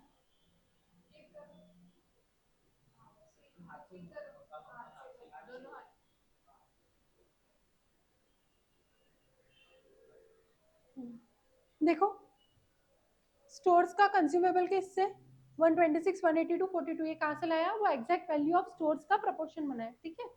इंजीनियरिंग बोला है मशीन आर्ट्स M1 और M2, क्यों मशीन आर्ट्स, क्योंकि M1 और M2 को ही बांटना है, और M1 और M2 दोनों मशीन इंटेंसिव है, इसीलिए मशीन आर्ट्स, समझा। जनरल सर्विसेज कुछ और नहीं है तो लेबर आवर्स के बेसिस पे, क्लियर है, तो बहुत सिंपल हो गया ये। और ये प्रोडक्शन डिपार्टमेंट एलोकेटेड, यानी जो बैलेंस पहले का बैलेंस जो लेके आए थे वो, ये अपन लास्ट में लिखते कि फर्स्ट लिखते हैं, ये फर्स्ट लिखना, फिर बाद में वो 3 एलोकेट करना और टोटल आपकी आ जाएंगी, ठीक है। लॉजिकल था ये, इजी था, ऐसे कोई कॉम्प्लिकेटेड नहीं था, पर तुम लोग ना क्वेश्चन बड़ा देख के छोड़ देते हो। क्या कॉम्प्लिकेटेड था इसमें बताओ, मतलब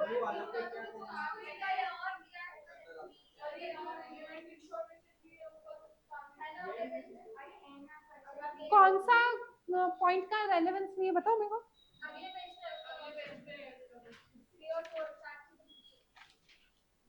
अच्छा और दो चीजें पूछी है क्या, okay okay. The suitable overhead absorption rate for production departments, overheads to be absorbed by two products x and y. Suitable overhead absorption rate for production department यानी क्या? आपने ये टोटल निकाले डिवाइडेड बाय आर्स करोगे. कैसे करोगे budgeted hours? पहले डब्बे में दिया है. अब M1 M2 मशीन आर्स के बेसिस पे होगा और A1 जो है लेबर आर्स के बेसिस पे होगा. आपको दिए है बजटेड प्रोडक्ट आर्स जो आपको अलोकेशन के लिए दिए थे डब्बा.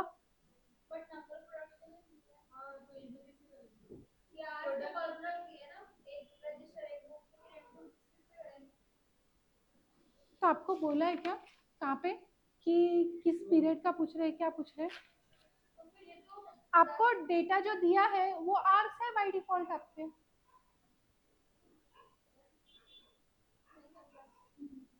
नहीं समझा, बताती हूँ चलो. इसको डिवाइड में बंद करेंगे आर्स से तो सिर्फ ये आर्स तो एक एक प्रोडक्ट के लिए ना ईच प्रोडक्ट और ये सारे प्रोडक्ट का हो रहा है और ये टोटल सारे प्रोडक्ट.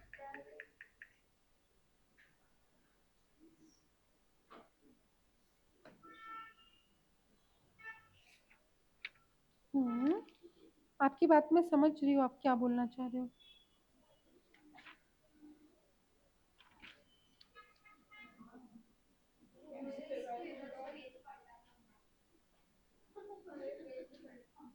क्या क्या हो गया?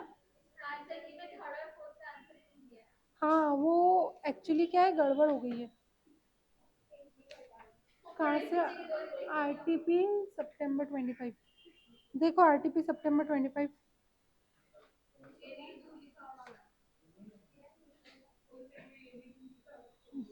एनी एनी तो आता ही नहीं है मैडम. एनी वाले सीन आता ही नहीं है कोई भी.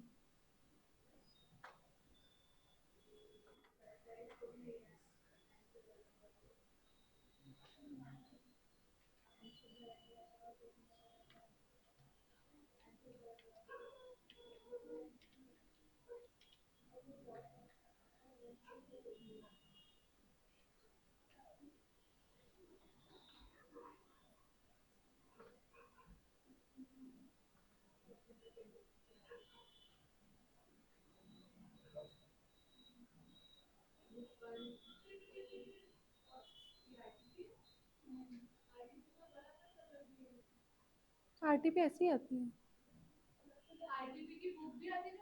बुक ही आती है मैडम. पर अब आई गेस बाय करनी पड़ेंगी तुम लोगों को. बाय करने को आती है.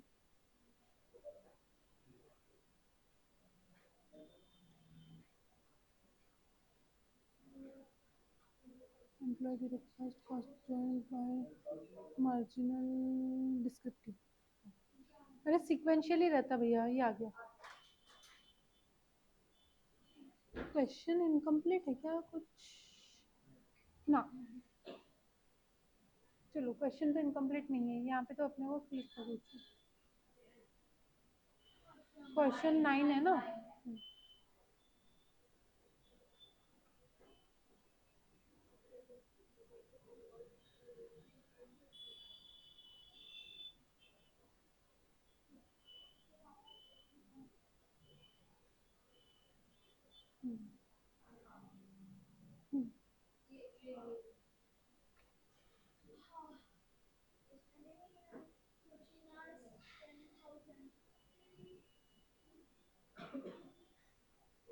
बराबर है.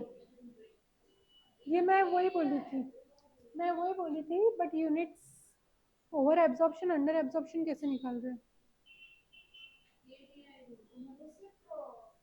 रेट और कितना एब्जॉर्ब किया है वही लिखे. हाँ हाँ हाँ नहीं वो तो बराबर है. वो चीज का डाउट भी नहीं था. डाउट किस चीज का था कि अंडर एब्जॉर्प्शन ओवर एब्जॉर्प्शन पूछा है क्या? Overheads to be absorb by two products पूछा है ना. नहीं बहुत इजी है.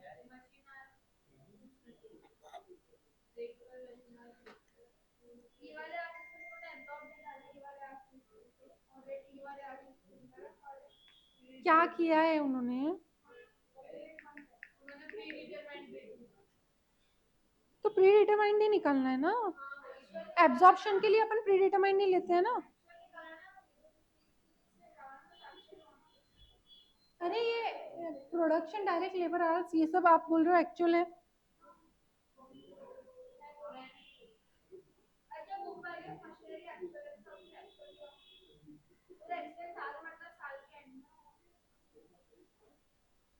मुझे डाउट है, ये सब चीजें पहले से बता देती हूँ। ये बजटेड होता है, उसके बेसिस पे ओवरहेड अपन पहले निकालते हैं।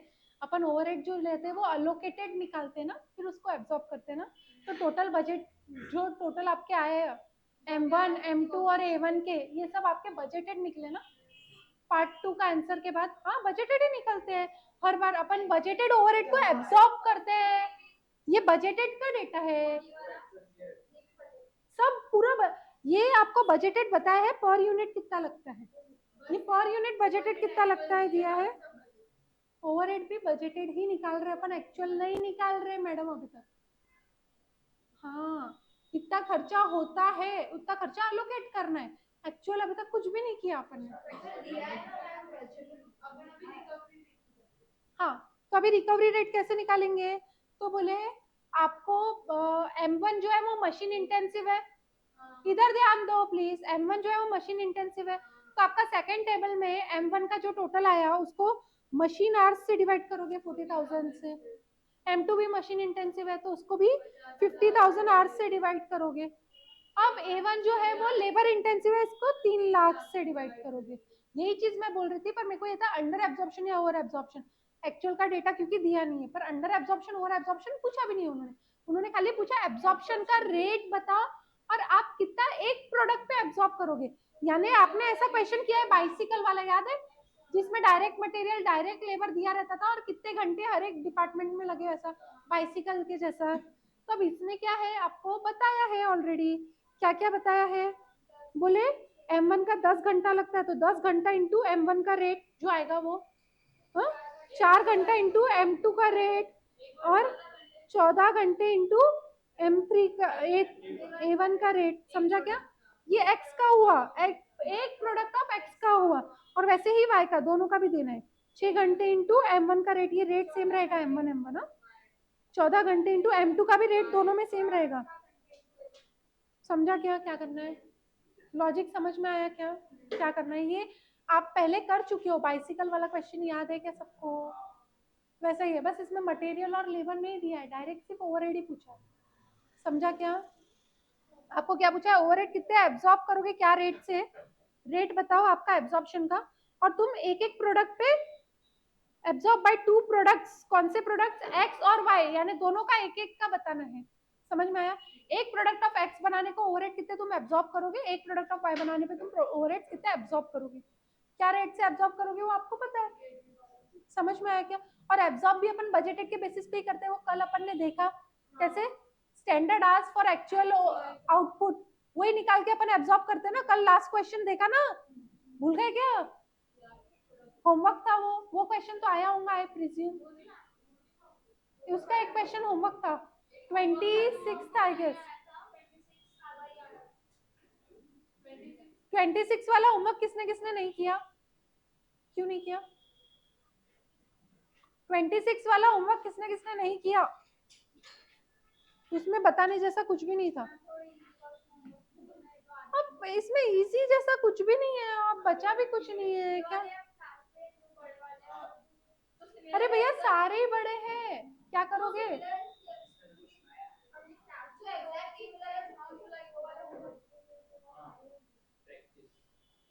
अब आपको ये भी समझ में आ गया, अब इससे सिमिलर होमवर्क मिलेंगे, क्लियर है।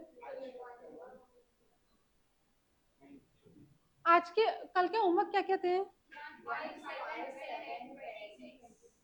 तो उसमें से अपन ने 7 डिस्कस कर लिया, 5 डिस्कस कर लिया, 10 भी डिस्कस कर लिया, 26 में डिस्कस नहीं करने वाली। 26 सेम है ना यार, हाँ सर, अरे अलग कैसे है मैडम,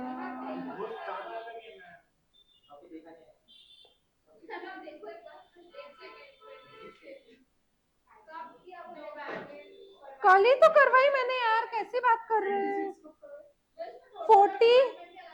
43 जैसा 43 था शायद, 45 के जी।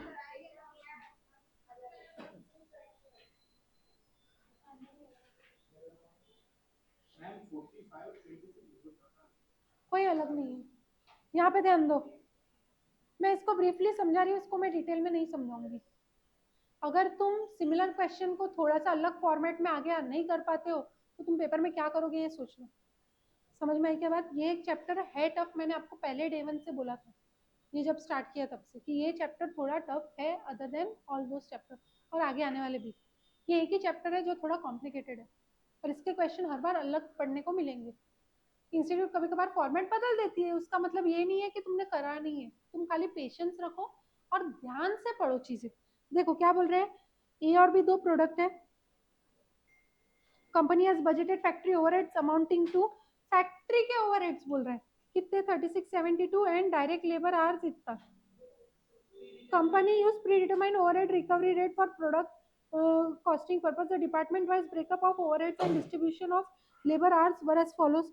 ये इसकी टोटल लगाओ कितनी आ रही है, 3672 और 180, ये ऊपर का ही डिवीजन करके दिया उसने। तो बोले फैक्ट्री के जो ओवरहेड थे उसको मैंने दो डिपार्टमेंट में बांट दिया, पी और क्यू में। ठीक है क्या, समझ में आ रही है क्या बात? यहाँ तक के क्लियर है क्या सिस्टम? कोई डाउट है पहली 3-4 लाइन में? उसका ही डिवीजन दिया है।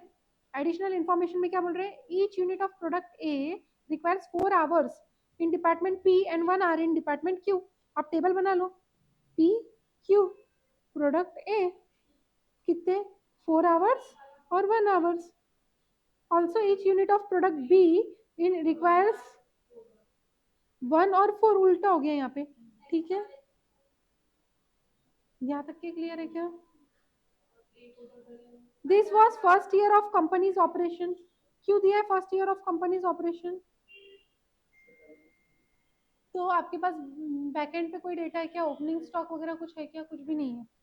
There was no WIP at the end of the year, मतलब क्लोजिंग WIP भी नहीं है। तो आपको बेसिकली जो प्रोडक्शन है is equals to what, COS and finish goods. WIP में बांटना पड़ेगा क्या, अंडर एब्जॉर्प्शन ओवर एब्जॉर्प्शन रहा तो? कब बांटते हैं, अंडर एब्जॉर्प्शन ओवर एब्जॉर्प्शन रहा तो, नॉर्मल की एबनॉर्मल? समझा क्यों बोल रहे हैं ये सब बातें? However, 1800 and 500-400 units of product A and B were on hand at the end of the year, यानी ये क्लोजिंग FG बोला है। इतना समझा क्या, यहाँ तक के सब क्लियर है? The budget activity has been attained by the company. Budgeted activity जो थी वो अटेन हो गई, यानी जितने बजटेड नंबर ऑफ प्रोडक्ट्स थे उतने बन गए। इतना क्लियर है क्या? जितना बजट बनना था उतना पूरा बजट बन चुका है। बजटेड में कोई डाउट है क्या? तुमने सोचा था तुम 10,000 यूनिट बनाओगे एक एक, तुमने 10,000 यूनिट बना लिए, अब उसमें से 1800 आपका क्लोजिंग स्टॉक है, तो आपके कितने बिक गए, 8,200। समझ गया? तो COS में 8,200 का डालने का और 1800 का। अब 10,000 कहाँ से लाया, ये मैंने एक एस्टिमेट बोला है, ठीक है, नहीं तो कंफ्यूज हो जाऊंगे। और 10,000 कहाँ से आ गया, अभी अपने को पता नहीं है कितना, ठीक है। तो अब अपने को क्या बोला है, देखो, determine the production and sales quantity of both products A and B above for the year. अभी अपने को बनाना है प्रोडक्शन कितना और सेल्स कितना। तो पहले तो प्रोडक्शन कितना हुआ,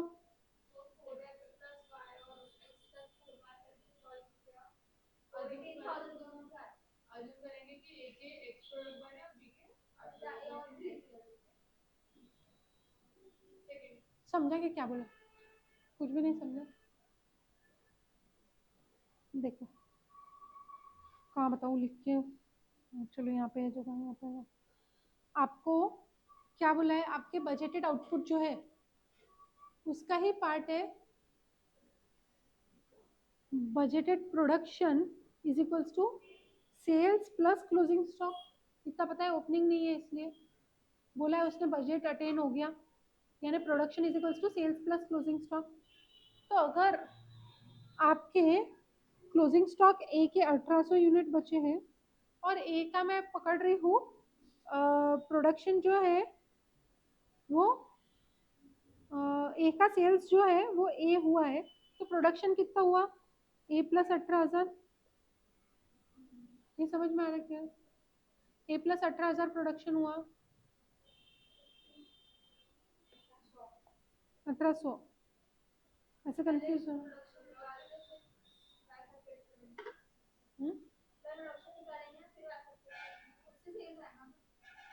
कैसे बोल रही हूँ? तो प्रोडक्शन को, क्योंकि क्लोजिंग स्टॉक दिया है ना अपने को, तो वही अगर अपने को सेल्स करेंगे तो प्रोडक्शन प्लस क्लोजिंग,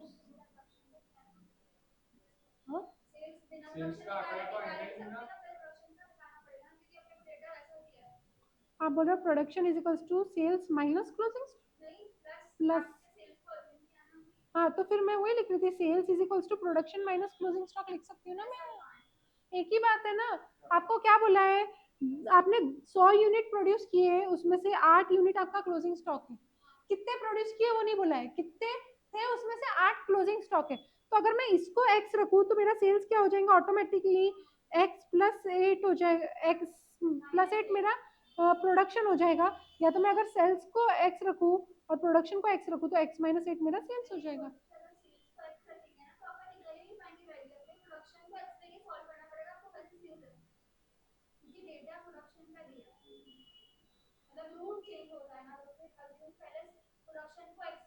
दोनों का डेटा दिया ना मैडम, क्या डेटा नहीं दिया बताओ मेरे को।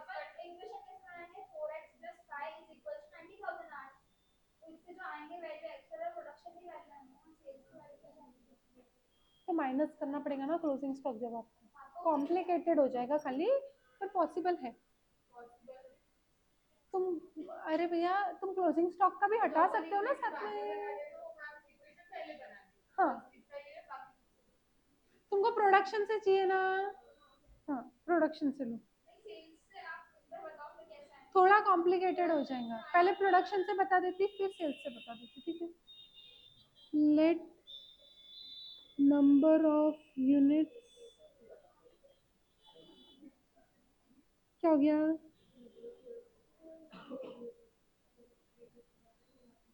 नंबर ऑफ यूनिट्स प्रोड्यूस भी एक्स, तो आपको 90,000 घंटे लगे, क्या बनाने को लगा, 4x प्लस एक्स, पी और क्यू, अच्छा पी और क्यू है ना, हाँ नंबर ऑफ यूनिट्स ऑफ ए और ऑफ बी, बी वाई, तो आपका 4x, ये यहाँ से बता रही हूँ मैं, ए बनाने को मेरे को 4 लग रहा है, और मेरे को क्या बोला है, एक प्रोडक्शन डिपार्टमेंट ये 90 लग रहा है, 90,000 ये 90,000, तो मेरा ऐसे इक्वेशन बनेगा, समझ में आ रहा है क्या सबको, मेरा 90,000 आवर्स लग रहे हैं, एक प्रोडक्शन डिपार्टमेंट में मेरे को 90,000 घंटे लग रहे हैं, तो मेरे को 90,000 घंटे एक प्रोडक्शन डिपार्टमेंट में लग रहा है, जिसमें मेरा 4 घंटे एक्स बनाने को लग रहा है और 1 घंटा वाई बनाने को लग रहा, ये समझा क्या। और दूसरे डिपार्टमेंट में भी मेरे को 90,000 घंटे लग रहा है, जिसमें से 1 एक्स बनाने को लग रहा और 4 वाई बनाने को लग रहा।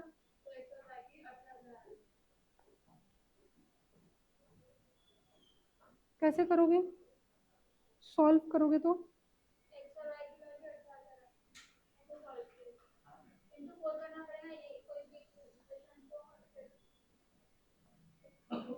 इसको इंटू 4 कर दो, कितना हो गया, इसको करो, 360 minus 90,000 is equals to 16x minus X plus 4y minus 4y, ये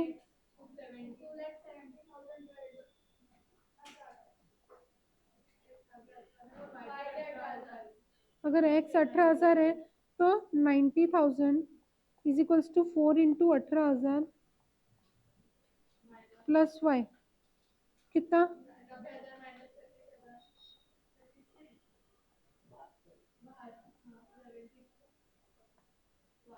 कितना बचा, तो वाई भी 18,000, समझ में आ रहा क्या। अभी मैं इसमें क्या बोल रही थी, आपके प्रोडक्शन यूनिट से सेल्स यूनिट भी कंसीडर करो, तो यह यहाँ पे क्या हो जाता था, x प्लस 1800 y प्लस 5400। समझ रहे हो क्या? कॉम्प्लिकेटेड हो जाता था, पर कर वैसे भी सकते थे। मैं आपको ऐसा बता देती हूँ।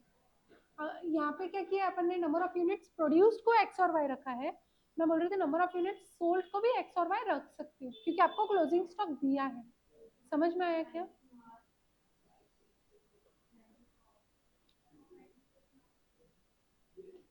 समझ में आ रहा है क्या? ये आपको x और y निकल गया, यानी आपके नंबर ऑफ यूनिट्स प्रोड्यूस निकल गए। अब आपके लिए बहुत सिंपल क्वेश्चन है ये। आपके 18,000 यूनिट्स बने ए के, जिसमें से 1800 यूनिट आपके क्लोजिंग स्टॉक है ए का। तो कितने यूनिट्स बेचे ए के, कितने यूनिट्स बेचे? और बी के बताओ बॉयज। 18,000 यूनिट्स बनाए बी के, और 5,400 बचे ना बी के। कितने बेचे? 12,600 सेल्स है ऑफ बी। अब क्या दिक्कत हो गई? आपके पास सेल यूनिट आ गए, प्रोडक्शन यूनिट आ गए, बजटेड और एक्चुअल प्रोडक्शन सेम है।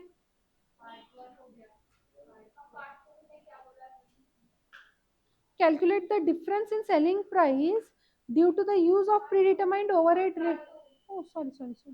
Ascertain the effect of using predetermined overhead rate instead of department-wise overhead rates on the company's income due to its effect on stock value. Department wise जो दिया है rate, उसकी जगह पे अपन predetermined कर रहे उनका difference. Ascertain the effect of using predetermined overhead rate instead of department wise overhead rate. Predetermined overhead rate कितना है? 20.4। कैसे आया? 3672 divide by 1,85,000। Blanket rate, departmental rate. आपको था ना डिपार्टमेंटल रेट, 4 प्रकार के रेट्स पढ़े थे, याद है क्या? प्रीडिटरमाइंड, एक्चुअल, ब्लैंकेट और तो ये आपका पूरा फैक्ट्री रेट आ गया, फैक्ट्री ओवरहेड का। फैक्ट्री ओवरहेड का डायरेक्ट रेट आ रहा है ना, ब्लैंकेट रेट बोलते हैं इसको, याद आया क्या? ब्लैंकेट रेट पूरे फैक्ट्री के ओवरहेड का एक साथ में। तो ब्लैंकेट रेट कितना आएगा? तो 36,72,000 बोले 1,80,000 घंटों के लिए, तो कितना रुपया? 20.4 रुपीज का रेट बन जाएगा। तो बोले 20.4 रुपीज से आपके आवर्स पे कितने आवर्स आपके यूनिट के, उस हिसाब से आप वैल्यू बताओ क्लोजिंग स्टॉक का। क्लोजिंग स्टॉक का वैल्यू कैसे बताओगे? तो आपके क्लोजिंग स्टॉक के आवर्स कितने हैं? ए का कर रहे पहले। 1800 क्लोजिंग स्टॉक है ए। ए 1800 क्लोजिंग स्टॉक है। ए कहाँ कहाँ बन लगता है उसको? 4 घंटे एक्स के लगते हैं और 1 घंटा वाई का लगता है, तो टोटल 5 घंटे लगते हैं। अगर मैं पूरा फैक्ट्री ओवरहेड रेट का लूँ तो 5 घंटे इंटू 20.4 का रेट लगाऊंगी।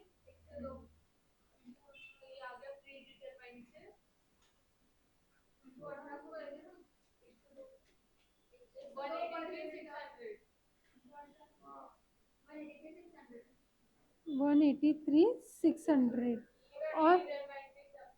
और 1800 एक्स का, सॉरी एक्स का 4 घंटा और वाई का 1 घंटा, तो एक्स का रेट अलग, वाई का रेट अलग। एक्स का रेट कितना निकलेगा, कैसे निकलेगा?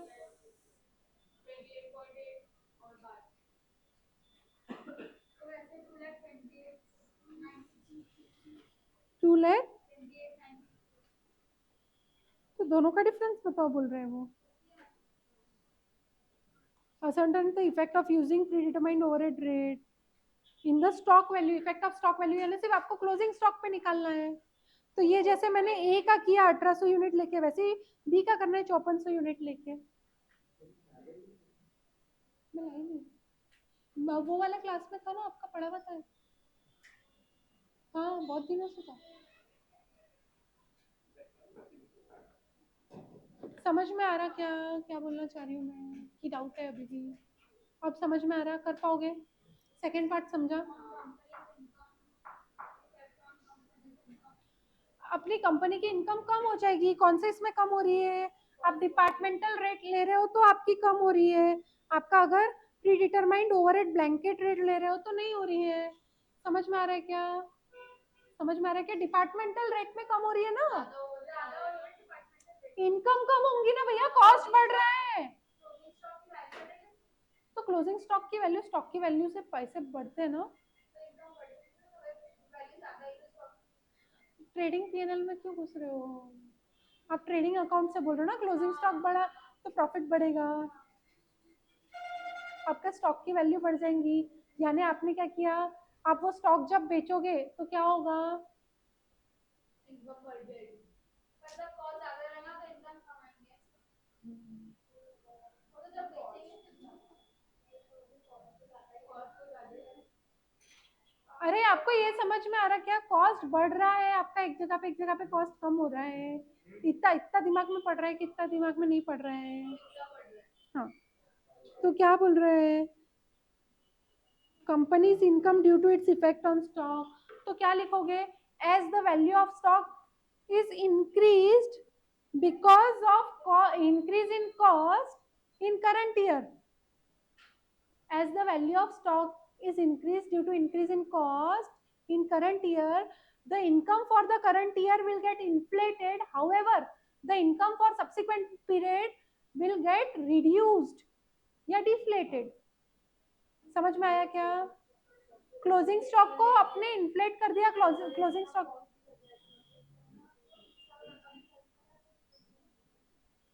अरे बेसिकली इस साल आपको ज्यादा प्रॉफिट दिख रहा है, अगले साल प्रॉफिट कम दिख रहा है, उसके चक्कर में। समझ में आया क्या, क्योंकि इस साल अपन ने खर्चा कम दिखा दिया क्योंकि क्लोजिंग स्टॉक में ज्यादा चला गया, और अगले साल खर्चा वही क्लोजिंग स्टॉक वाला कॉस्ट में जाएगा तो प्रॉफिट कम हो जाएगा। समझ में आया क्या, तो ऐसा दोनों स्टेटमेंट लिखना है।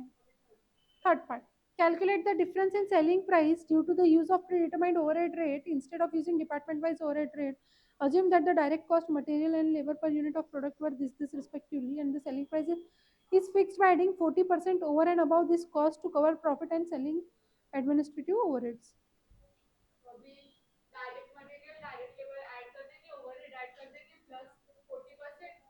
दोनों की अलग अलग सेलिंग प्राइस आ जाएंगी और आपको सेलिंग प्राइस का डिफरेंस बताना है। प्री डिटरमाइंड में आपका सेलिंग प्राइस कम आ रहा है कि ज्यादा आ रहा है, आपके डिपार्टमेंट वाइज रेट से। समझ में आ रहा है कि क्या बोल रही हूँ, कि अभी भी कंफ्यूजन है?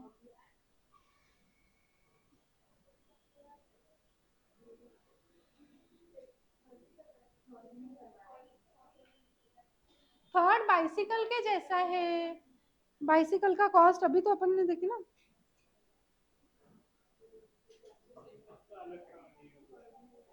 अरे भैया अभी सब तो टॉपिक हो गया, उसमें ऐसे अलग जैसा कुछ भी नहीं है। ये देखो 18,000 आया, ये यहाँ तक के क्लियर है, ये भी आ गया अपने यूनिट्स कितने।